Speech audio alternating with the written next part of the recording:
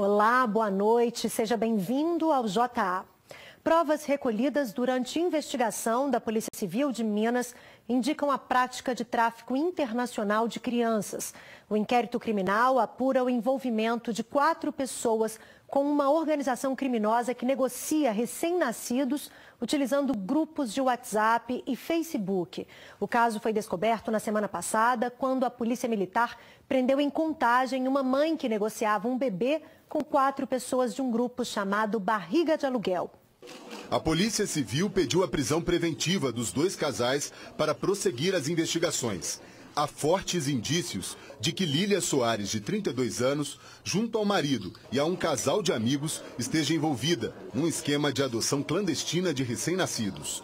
A mulher participava de grupos de WhatsApp onde as grávidas eram chamadas de bio. Nas conversas, há negociações quanto ao estado da gestação e também pagamentos. A Lília é a principal mentora de tudo, é a pessoa que articula, que está encabeçando todas as conversas, que nas redes sociais, inclusive no Facebook, participa de dezenas de grupos. O caso foi descoberto depois que uma mãe deu à luz a um menino no Complexo Hospitalar de Contagem na última semana e logo em seguida desistiu de dar o filho.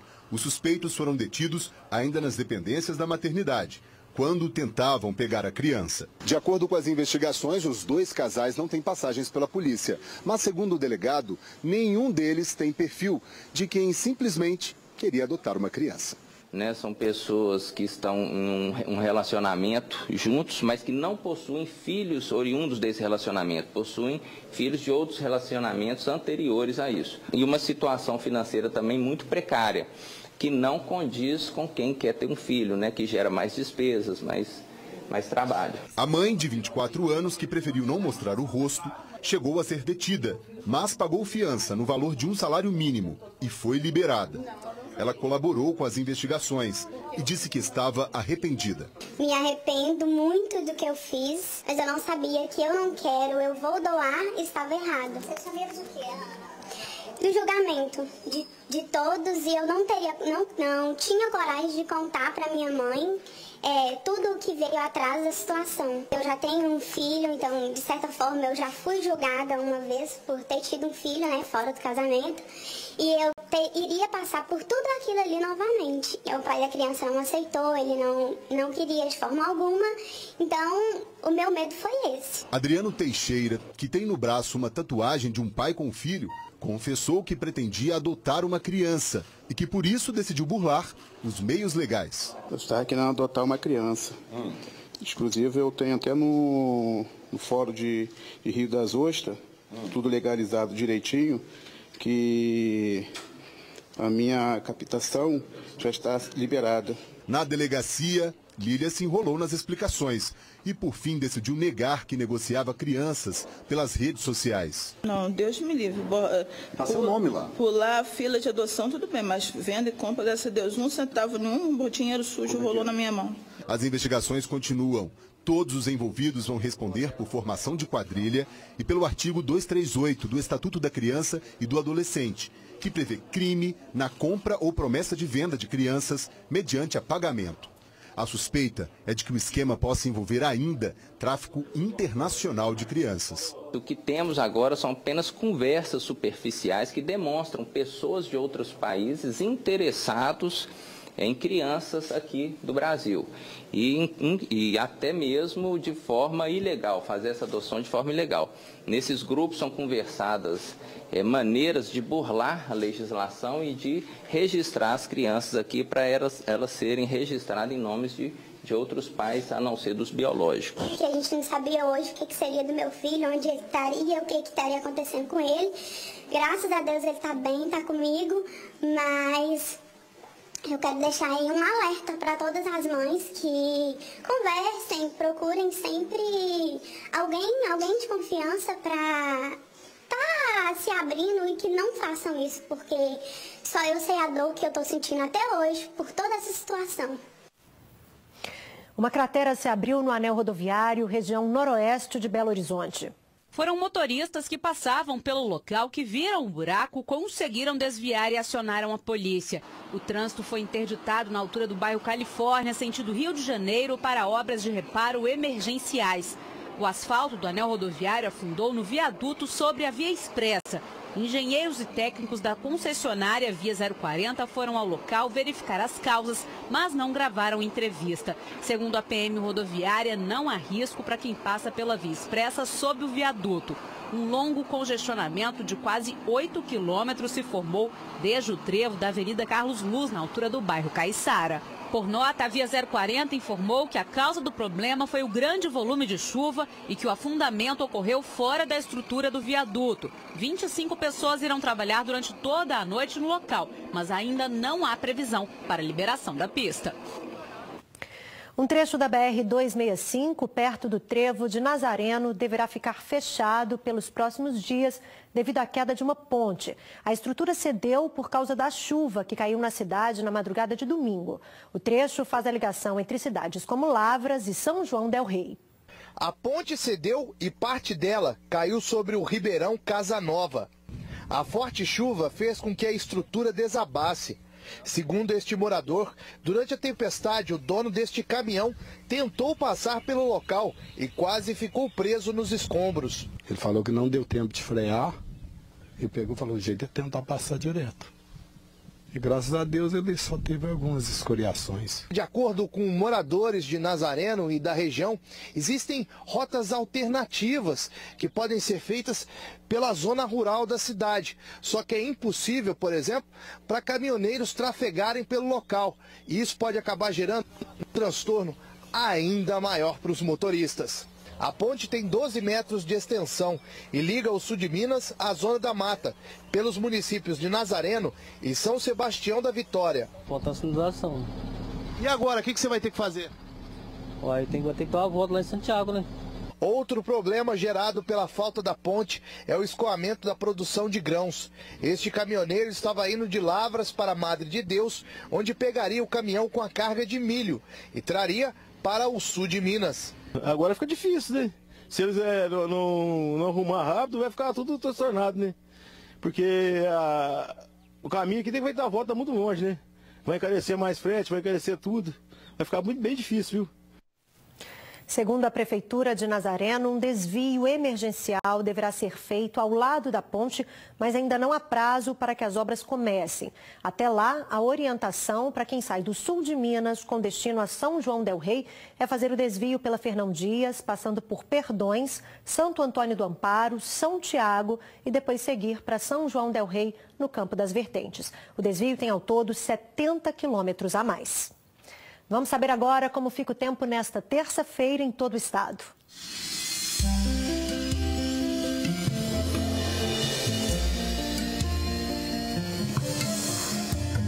O sol aparece entre nuvens e há possibilidade de pancadas de chuva em todas as regiões do estado. Em BH, mínima de 20 e máxima de 30 graus. Os termômetros vão de 21 a 32 em Jacuí, de 14 a 27 graus em Carandaí. Variam entre 18 e 31 em Romaria. E em Unai, mínima de 21 e máxima de 34 graus. Um policial militar do 5º Batalhão da Corporação em Belo Horizonte foi preso por roubo. O militar foi contido por uma testemunha e acabou ferido. O cabo Flávio Rodrigues do Carmo, de 40 anos, está internado no hospital da Polícia Militar aqui em Belo Horizonte. Ele ficou ferido após ser contido por um segurança depois de roubar o celular de uma mulher de 23 anos, na rua Araguari, no Barro Preto, aqui na capital. Quando a viatura chegou ao local, conseguiu identificar o autor do crime de roubo como sendo um policial militar, um cabo da Polícia Militar de Minas Gerais. Ele foi preso em flagrante, conduzido ao 2º Cefrão, onde foi autuado em flagrante delito pelo crime de roubo. O militar também foi reconhecido por uma vítima que teve o carro roubado no bairro Buritis, também no final de semana. A dinâmica desse assalto, por volta das 6 horas, uma senhora foi buscar a sua filha, que saía do Clube Chalezinho, e esse militar, identificado como autor do roubo, abordou essas duas vítimas, tomou de assalto o veículo e o conduziu pela Mário Werneck, Barão Oma de Melo, e veio colidi-lo na Hernanes Agrícola. E evadiu do local. Ainda segundo o comandante do 5º Batalhão, o cabo está na corporação há 12 anos, mas foi afastado das atividades externas há 1 mês. Estava afastado do serviço operacional por recomendação médica. Ele estava prestando serviços internos na instituição, sem o uso de armamento, e não tinha nem arma particular e nem arma da corporação em posse dele. Agora, o cabo vai passar por uma audiência de custódia na Justiça Comum. O militar também será submetido a um processo administrativo disciplinar que, ao final, pode resultar na exclusão dele da corporação. Amigos e parentes do artista plástico Júlio César de Oliveira, de 55 anos, tentam obter informações sobre o paradeiro dele. O homem foi visto pela última vez no dia 4 de março, no bairro Santo André, na região noroeste de Belo Horizonte. Nas mãos, uma das obras de arte do pai. No coração, a angústia de não ter notícias dele há uma semana. A coreógrafa Ana Pi não vê Júlio de Oliveira, de 55 anos, desde o dia 4 de março, depois que o visitou em casa no bairro Santo André, região noroeste de BH. A gente ficou conversando, eu tinha levado uma comida, a gente ficou conversando durante algumas horas. E a gente tinha compromissos no dia seguinte, né? No dia 5, meu tio teve na casa dele de manhã, não o encontrou. Eu liguei para ele à tarde e o celular deu desligado. Quando foi na terça-feira, eu já fui direto na casa dele. E aí, como o muro não era tão alto, eu pedi pro meu namorado e meu tio pularem, porque eu fiquei preocupada, né? E aí, nisso, a gente viu que a sala estava do mesmo jeito que a gente tinha deixado no domingo à noite. Júlio é conhecido na capital mineira pelos seus trabalhos e por ser ativista em diversos movimentos negros. A família comunicou o desaparecimento nas redes sociais. Muitos amigos compartilharam. Os parentes já procuraram Júlio em hospitais e também no IML. O artista plástico havia acabado de terminar um antigo relacionamento amoroso. Eu peço para ele que ele encontre o caminho de casa, né? Que ele faça contato, que a gente está muito preocupado, que independente da situação, a família, os amigos, a gente está pronto a ajudar. É muito aflição quando alguém desaparece, porque a gente não sabe se a gente vai receber uma notícia excelente, que a pessoa só deu uma crise, por exemplo, e saiu por aí, ou se a gente vai receber uma notícia péssima, né? Então, faz uma semana que eu não durmo, que eu como mal, que a minha família inteira está nessa agonia. As pessoas que ficam na busca ficam numa situação muito dolorosa. Qualquer informação sobre o artista plástico pode ser repassada pelo número 0800 28 28 197. Ainda estão sendo avaliadas a extensão e as causas do acidente que terminou no rompimento da tubulação de mineroduto em Santo Antônio do Grama, na Zona da Mata. Uma grande quantidade de minério atingiu o manancial que abastece o município e também o leito do Ribeirão Santo Antônio. Os moradores da cidade gravaram vídeos para denunciar o problema. A imagem do minério jorrando impressiona.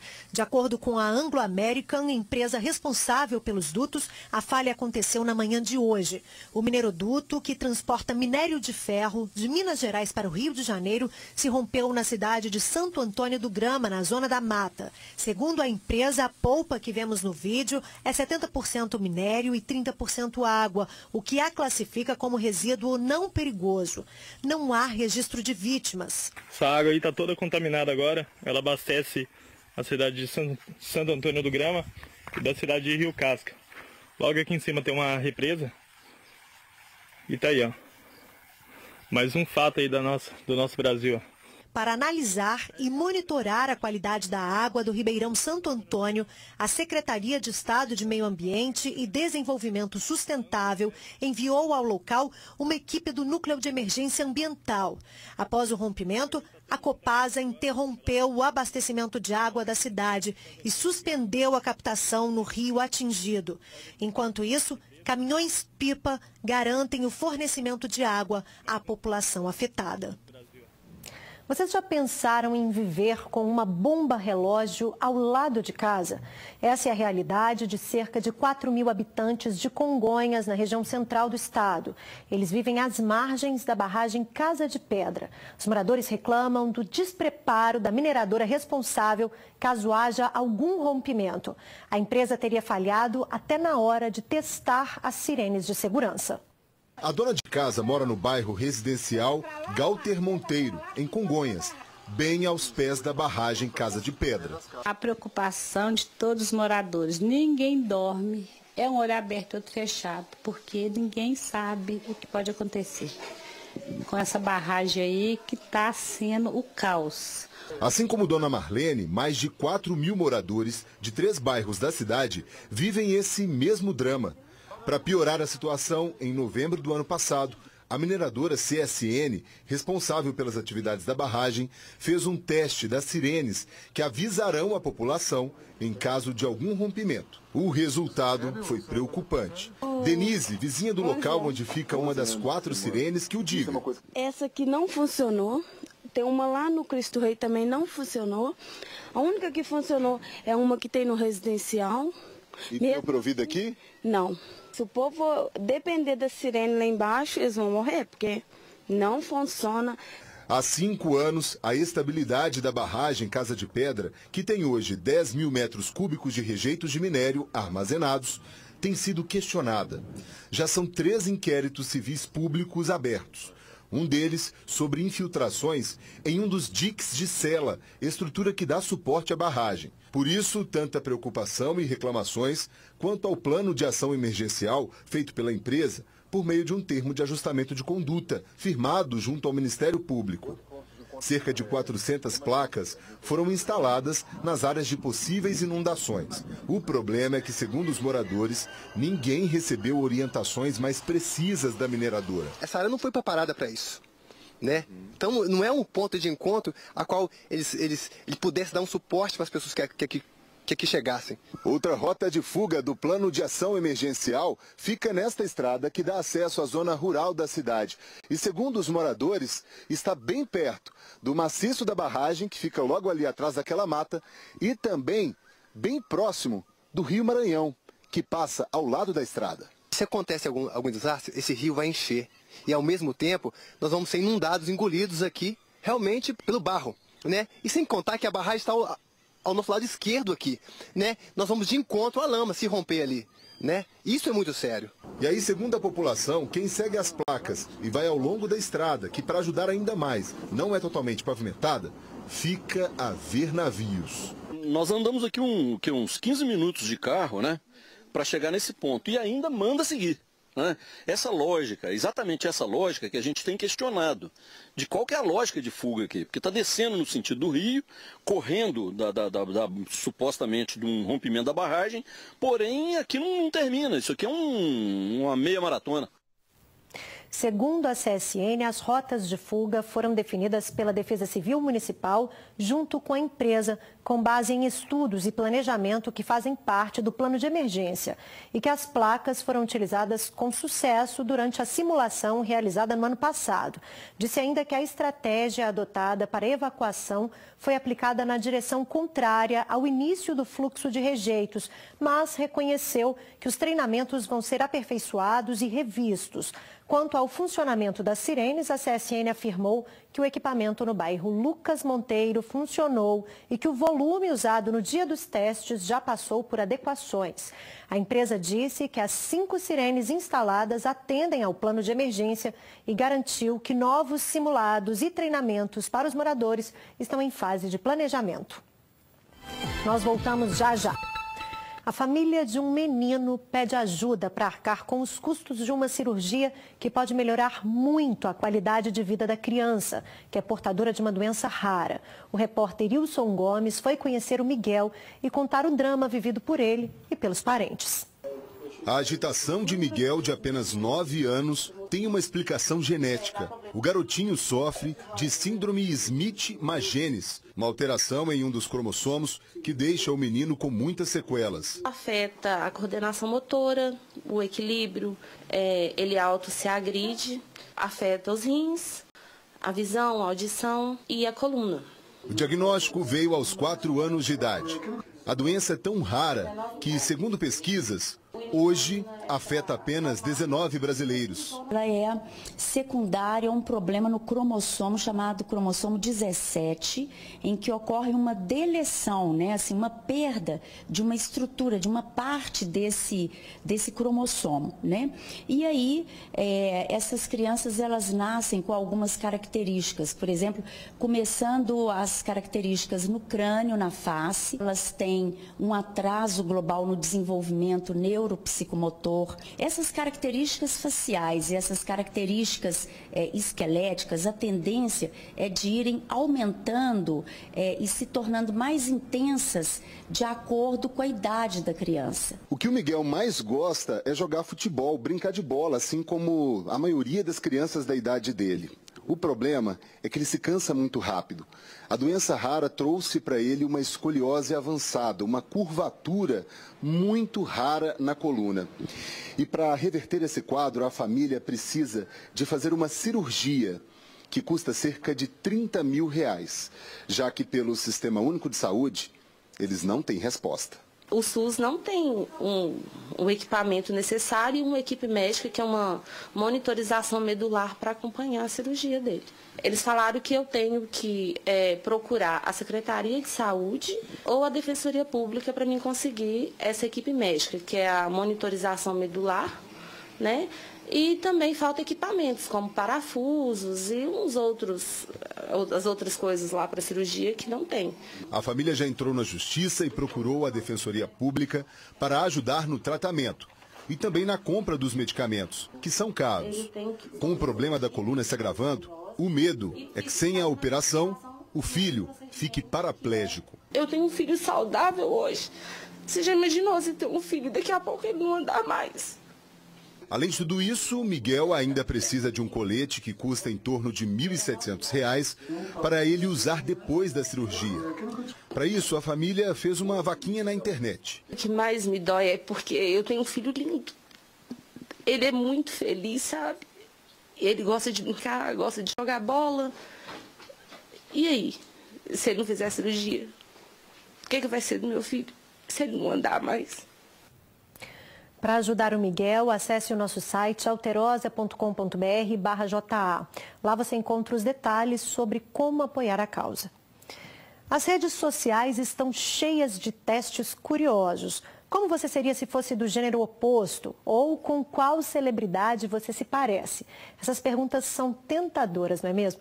Quase ninguém resiste, mas o perigo delas está justamente nos dados que você concorda em ceder para que o aplicativo te devolva o resultado.